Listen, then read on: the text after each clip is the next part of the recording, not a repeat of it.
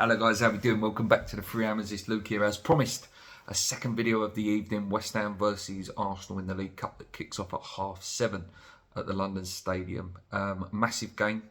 One of them games, if we were to win it, you'd start believing that we could go on and possibly win the cup. But are we going to win it? No, I'm not looking forward to this game at all. There are some things that are potentially in our favour that could play into our hands. This is the fourth time we've ever met them in the cup. They've beat us twice. 2017, you'll remember that one, where we laboured, to a terrible 1-0 defeat from Danny Welbeck. Before that, 1998, we lost 2-1. And the time we beat them back in the glory days, 1966, a 3-1 win for the Hammers. They've got some tough games coming up in big competitions. The league is obviously the one they want to win, and they've got a tough test against Newcastle this weekend, a game that they'll want to win. They can't afford to lose games if they want to keep up with City and keep up with the other North London lot, Tottenham. Even at this stage, you can't afford to lose more than 3 or 4 games in a season and win the league. You have to keep winning, and that is hopefully what could play into our hands.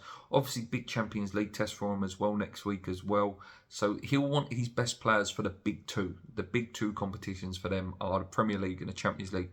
After that, you would argue FA Cup, and then fourth in line is the League Cup. So this is not their priority, but even their second string is a really, really good team. They usually play a 4-3-3. And it's sort of lineup we could potentially see if we assumed that he was going to rest some players. You would assume that potentially Ramsdale would be in goal, Tomiyasu, Kiora, Mangales and White would fill in the back four.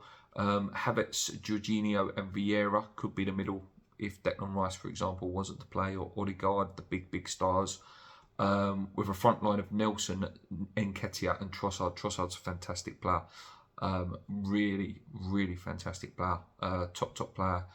Been scoring lots of goals off the bench as well.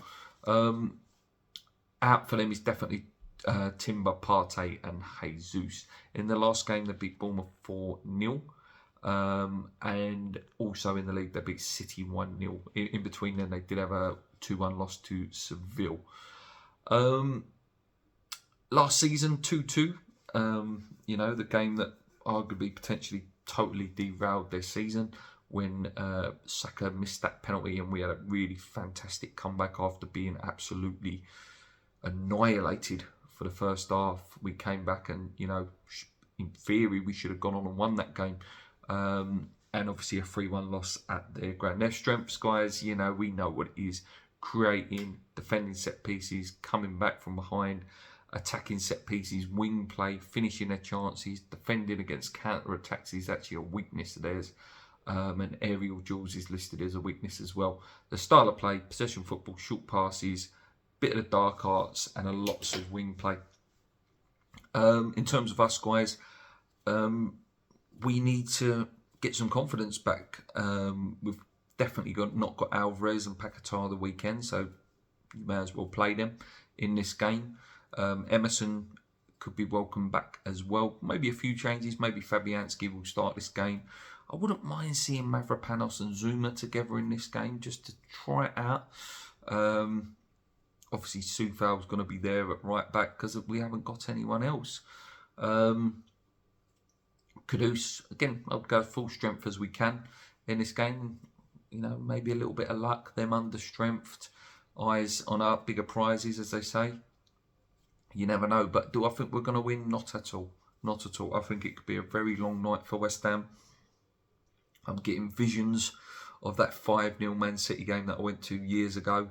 Where the place had literally cleared out at half-time. I'm getting real bad premonitions of something like that happening. I hope that's not the case.